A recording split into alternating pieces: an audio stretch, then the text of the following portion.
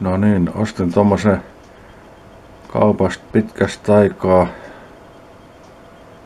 hampurilaisen Nacti-burger, juustoburgeri,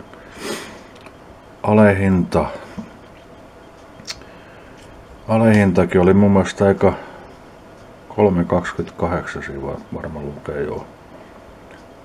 Normaali hinta on 4,69, mikä on aika muuten mun mielestä aika törkeä hinta kaupassa olevasta hampurilaisesta. Tämä tuli unboxattu jo aikaisemmin.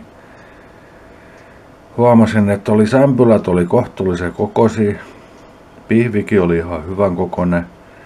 Mutta eipä siellä välissä mitään muuta ollut kuin joku ihan perusjuustoskäipä. Että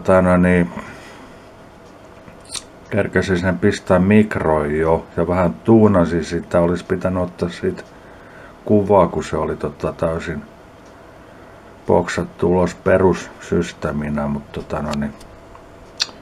katsotaan mitä tästä tulee. Ja tässä on lopputuote sitten. Ei se nyt merkillisen näköinen ole. Se majoneesipussi mä tohon laitoin, mikä siinä tuli mukaan. Toi pihvi on ihan kohtuullisen paksu, ei se nyt mikään valtavan kokoinen ole. Pitää laittaa siihen vähän tosiaan kurkkuu. Ja lisäjuustoa pikkasen, niin kuin tänne kanteenkin. Niin, on merkillisen näköinen on. Saa nähdä miltä se sit maistuu, kun pääsee syömään kohta.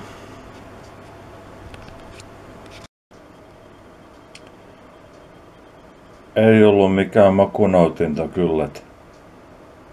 Kehotan suoraan, että jättäkää väliin. Ei tämmöstä kannata ostaa.